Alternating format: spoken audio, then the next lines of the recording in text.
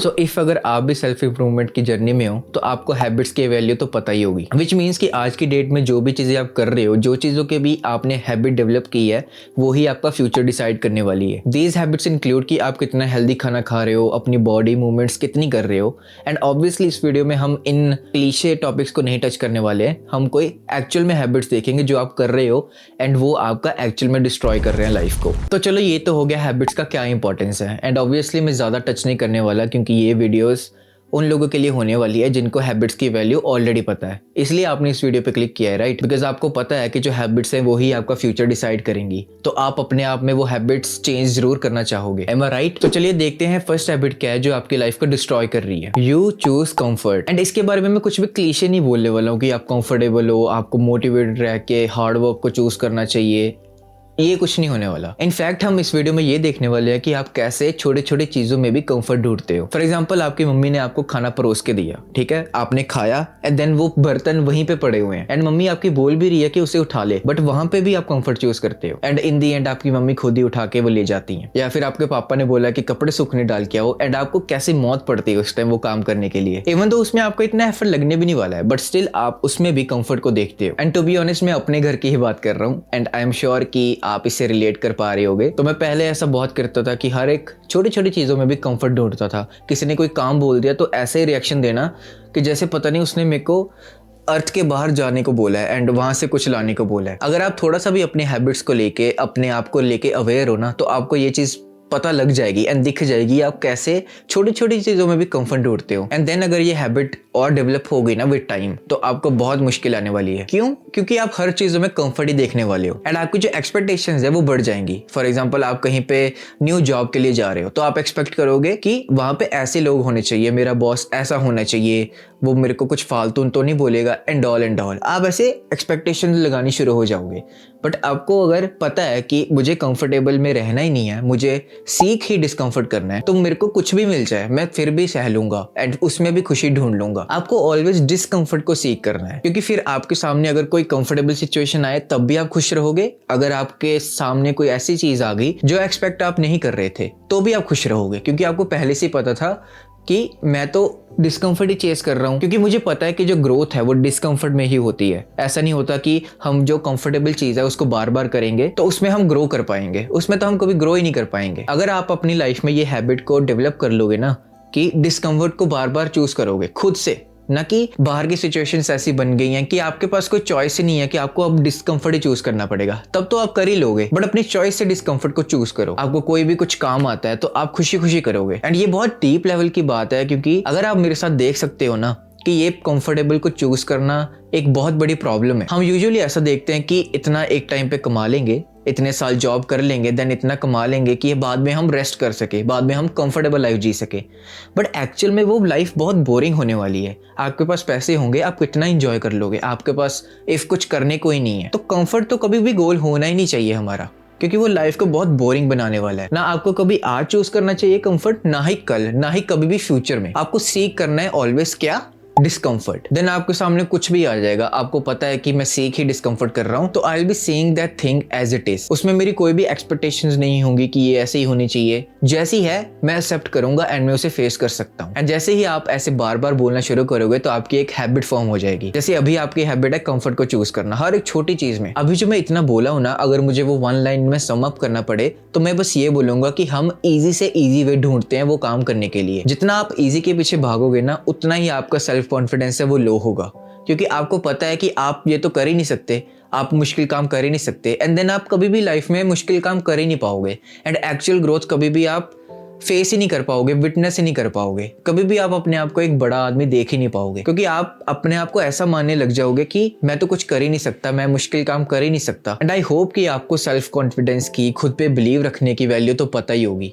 आप अपने आप को जो बोलते हो वही आप होते हो। आप चाहे अपने आप को बोलो कि मैं कॉन्फिडेंट हूँ, या फिर बोलो कि मैं कॉन्फिडेंट नहीं हूँ, मैं पागल हूँ, मुझे कुछ नहीं आता करना, कुछ भी बोलो, आप वही हो। तो जब भी आपको कंफर्ट चूज करने का मन करे, आपको उसका ऑपोजिट करना है। मतलब कि अगर आपकी मम्मी ने आपको बोला है कि बर्तन उठा के ले जा जब खाना खा लिया है, तो आपका मन करेगा कि इसको पड़े रहने दो, खुद ही उठा लेंगे। बट आपका उसका ऑपोजिट करना है। ऑपोजिट क्या है कि उसको रखा एंड आपको ये बार बार करना है एंड डेली में इसको हैबिट बना लेनी है। जो भी इजी काम हो सकता है ना उसको मुश्किल बना दो बस। एंड ये बात अजीब लग सकती है सुनने में कि हम इजी बनाएंगे तो थोड़ा इंटरेस्टिंग लगेगा एंड कम टाइम में हो जाएगा। इस बुलशिट में मत फंसना, इतना टाइम भी नहीं लगने वाला है, आपकी माइंड की ग्रोथ बहुत होने वाली है जो आप मिस कर रहे हो अभी। तो जिस काम में भी आप कंफर्ट चूज करने वाले होगे ना, आपको बस ये क्वेश्चन पूछना है कि इसका ऑल्टरनेटिव क्या है, इसका ऑपोजिट क्या है, नॉट ऑल्टरनेटिव सॉरी, इसका जो ऑपोजिट है वो क्या है, एंड वो आपको करना है बार बार, एंड वो मुश्किल होना चाहिए। तो चलिए देखते हैं कि सेकंड हैबिट क्या है जो हमारी लाइफ को डिस्ट्रॉय कर रही है, बैड हाइजीन। सो अभी थोड़ी देर पहले ही विंटर्स गए हैं, तो आई एम अज्यूमिंग कि आपको वो ताजा ताजा सब कुछ याद होगा जो भी मैं बोलने वाला हूँ। अभी मैं आपको क्वेश्चन पूछूं अगर कि आप एक मंथ में कितनी बार नहाते थे, आपको बस ऑनेस्ट रहना है अपने साथ। मुझे कमेंट में बताने की कोई जरूरत नहीं है या फिर किसी को बताने की कोई जरूरत नहीं है, बट एटलीस्ट आप अपने आप के साथ तो ऑनेस्ट हो सकते हो, राइट। तो एज ए सेट जो कंफर्ट होता है ना, हम उसे हमेशा सीख करते हैं। सो अगर आपने एक दिन नहीं नहाया, आप ऐसा अपने आप को बोलोगे कि एक दिन नहाने से क्या होगा, एक दिन ना नहाने से क्या होगा, बट एक्चुअल में आप अपने आप को बता रहे हो कि मैं वो चीज़ नहीं कर सकता जो मुश्किल लगती है। हाँ, एक दिन नहाने से कुछ नहीं होगा, आपके स्किन को कुछ होने नहीं वाला, आपसे इतनी भी स्मेल नहीं आने वाली, बट आपका जो कॉन्फिडेंस है, जो अपने आप पे बिलीव है, वो काफ़ी डिस्ट्रॉय होने वाला है, दैट्स फॉर श्योर। एंड वो कब एक दिन हफ्ता में बदल जाता है, एंड कई बार तो ज़्यादा हफ्तों में बदल जाता है कि आप नहाए नहीं हो, आपसे एक्चुअल में बास आनी शुरू हो गई है एंड आपको फिर भी रियलाइज नहीं हो रहा। आपने कभी ये देखा है कि कभी किसी ने ये एक्सेप्ट किया हो कि उससे स्मेल आ रही है, उसकी बॉडी से स्मेल आ रही है? आपने कभी भी नहीं ऐसा देखा होगा, क्योंकि जब हम स्मेल में रहते हैं ना, तो हमें खुद को नहीं पता होता कि स्मेल में रह रहे हैं हम, हमसे ही स्मेल आ रही है। फॉर एग्जाम्पल हम अगर पिग का एग्जाम्पल लें तो वो पॉटी में रहता है, राइट, पर उसको क्या खुद से स्मेल आ रही होगी? उसको खुद से स्मेल ही नहीं आ रही होगी, क्योंकि उस नेचर में वो रहना सीख चुका है, तो उसको कोई फर्क ही नहीं पड़ रहा उससे क्या स्मेल आ रही है। तो देखो आप किसके साथ कंपेयर हो रहे हो, एक पिग के साथ। सो ये हाइजीन का पॉइंट सिर्फ नहाने धोने में नहीं रहता, ये काफी और चीजों में भी अप्लाई होता है। एंड आई वुड से अगर आपने कभी ब्रश करना छोड़ दिया ना, जो आप बचपन से करते आ रहे हो, एंड आपने ये बोला कि एक दिन ब्रश ना करने से क्या ही होगा, तो मतलब कि आप पूरा नीचे गिर चुके हो अपनी आईज में। कोई भी आपका कॉन्फिडेंस वहां से जज कर सकता है एंड आपका कितना अपने ऊपर बिलीव है वो जज कर सकता है, क्योंकि इतनी जो बचपन से हैबिट पड़ी हुई है, आपने उसको छोड़ दिया कंफर्ट को लेने के लिए। तो वी कैन से कि किसी और की नजरों में तो नहीं, बट अपनी नजर में आप गिर चुके हो। एंड फॉर एग्जाम्पल आपकी माउथ से इतनी गंदी स्मेल आ रही है, बट आपको रियलाइज नहीं होता। अगर कोई दूसरा पर्सन आपको बोलता है कि आपके माउथ से स्मेल आ रही है, आप क्या करते हो? यही करते हो। एंड ऐसा करने से आपको कभी भी अपनी स्मेल का पता नहीं लगेगा। सो मैं बैड हाइजीन के बारे में इसलिए नहीं बोल रहा हूँ ताकि आप प्रेजेंटेबल दिख सको, क्योंकि ये चीज तो आपको ऑलरेडी बहुत अच्छे से पता है, राइट। अगर आपने अपनी हाइजीन पे ही कॉम्प्रोमाइज कर लिया ना एक बार ही सही, जैसे कि मैंने बताया कि ब्रश आपने एक दिन नहीं किया ये सोच के कि उससे क्या ही फर्क पड़ने वाला है, या फिर एक दो दिन आप नहाते ही नहीं हो कि उससे क्या फ़र्क पड़ने वाला है, तो जैसे कि मैंने बताया कि उसका कोई फिजिकली इतना फ़र्क नहीं पड़ेगा, बट मेंटली बहुत पड़ जाएगा। एंड यू नो व्हाट, फिर क्या होगा? आपने बाजार में ऐसे लोग देखे हैं जिनका हाफ क्रैक ऑलवेज दिख रहा होता है, एंड उनको परवाह भी नहीं है कि उनका कुछ ऐसी चीज़ें दिख रही है जो सोशली नहीं दिखनी चाहिए। एंड हम इतने केयरलेस हो जाते हैं कि हम क्या दिख रहे हैं, कैसे दिख रहे हैं, हमें बिल्कुल फर्क पड़ना ही बंद हो जाता है। एंड ये मैं कोई गुड वे में नहीं बोल रहा हूँ, वो एक अलग कॉन्सेप्ट है कि आप कुछ कर रहे हो, मेहनत कर रहे हो, एंड देन सोच रहे हो कि लोग क्या सोचेंगे। तब आपको नहीं सोचना है कि लोग क्या सोच रहे हैं। बट अगर आप एज अ एक्सक्यूज देख रहे हो ना इसको कि मुझे फिर इंप्रूव करना पड़ेगा, अगर मैंने ये नहीं बोला कि लोग, मुझे फर्क नहीं पड़ता कि लोग क्या सोच रहे हैं, तो मुझे इंप्रूव करना पड़ेगा, तो काफी लोग इसको एज एन एक्सक्यूज भी यूज करते हैं कि मुझे फर्क नहीं पड़ता, ताकि इन्हें इंप्रूव ही ना करना पड़े कुछ। तो अगर आपने एक बार हाइजीन पे कॉम्प्रोमाइज कर दिया तो आपको काफी चीजों से बिल्कुल फर्क नहीं पड़ने वाला है। एंड देन आप इस सोसाइटी में जैसे रहोगे वो बिल्कुल डिफरेंटली रहोगे, आपका माइंडसेट बिल्कुल चेंज हो चुका होगा। तो चलिए देखते हैं कि थर्ड हैबिट क्या है, योर स्पीकिंग सक्स। तो आप हमेशा अपने दिन में ऐसे लोगों को फेस करते ही होगे जिनको अवेयरनेस ही नहीं है कि उनके मुंह से क्या निकल रहा है, कौन से वर्ड्स निकल रहे हैं, एंड वो कहना कुछ और चाहते हैं एंड निकल कुछ और रहा है। एंड मोस्टली आपने ये सुना भी होगा एंड देखा भी होगा कि जो ओल्ड एज के थोड़े हो जाते हैं, जो थोड़ा 35 प्लस के हो जाते हैं, उनका थोड़ा सा केयरलेस बिहेवियर आना शुरू हो जाता है। वो सोचते हैं कि वो कुछ भी बोलेंगे तो वो बड़े हैं एंड वो समझदार हैं, तो वो बच्चों को एक हमेशा सजेशंस ही देते रहते हैं, नॉट इवन सजेशंस, वो बोलते हैं कि तू ऐसा ही कर। तो उनको अवेयरनेस ही नहीं है इतनी चीजों की कि ऐसी चीजें नहीं होती हैं, ये एक बोलने का वे नहीं है। बट ये हैबिट इतनी इंपॉर्टेंट क्यों है?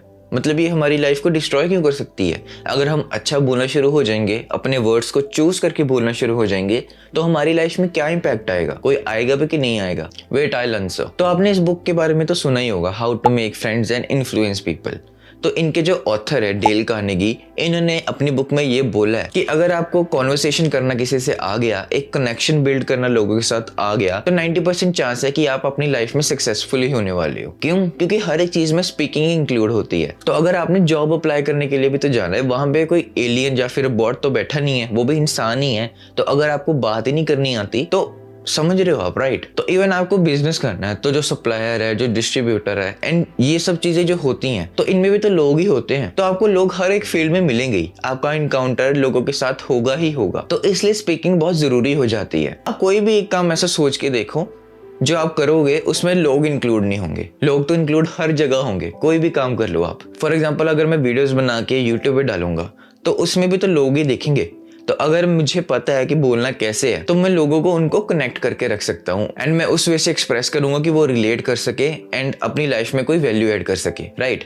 तो इसमें भी तो लोग इंक्लूड हो रहे हैं। इनफैक्ट मैं तो यहाँ पे अकेला बना रहा हूँ वीडियो, राइट? तो स्पीकिंग को बहुत वैसे इंप्रूव किया जा सकता है। आप बुक्स पढ़ सकते हो, आप किसी कॉन्फिडेंट पर्सन को ऑब्जर्व कर सकते हो कि वो कैसे बोलता है। एंड बोलते हैं कि जितना बॉडी लैंग्वेज को हम ओपन करके बोलते हैं या फिर बॉडी मूवमेंट्स जितने ज्यादा करते हैं एंड एक वे में, नॉट ऐसे ऐसे, जस्ट एक प्रॉपर वे में, तो हम कॉन्फिडेंट लगते हैं। अब ये तो मेरा नेचुरली आ रहा है, मैं इसलिए नहीं कर रहा हूँ क्योंकि मैंने ये पॉइंट को पढ़ा हुआ है। तो आप ऐसे पर्सन को देख सकते हो जो कॉन्फिडेंट है, जिसके जैसा आप बनना चाहते हो उसको देखो कि वो कैसे करता है, दैट्स इट। तो अगर मैं अपना पर्सपेक्टिव रखूं तो मैं इसमें सिर्फ एक ही चीज कहूंगा कि विद टाइम आप प्रैक्टिस करो कि जो आपके ब्रेन में चल रहा है वो ही मुंह पे निकले। अब मैं ये नहीं बोल रहा हूँ कि आपको गुस्सा आ रहा है तो आपके मुंह में गालियां आ रही हैं एंड क्रिटिसिज्म करने को मन हो रहा है तो आप वो कर रहे हो। क्रिटिसिज्म को आपको ऑलवेज अवॉइड करना है, ऑलवेज, जब तक पूरी जरूरत नहीं है। एंड उसकी मुझे नहीं लगता कभी भी जरूरत पड़ती भी है कि आप स्ट्रेट उस पर्सन के पास जा रहे हो एंड बोल रहे हो कि तूने ये गलत किया है, तूने ये गलत किया है, तुझे ये करना चाहिए था।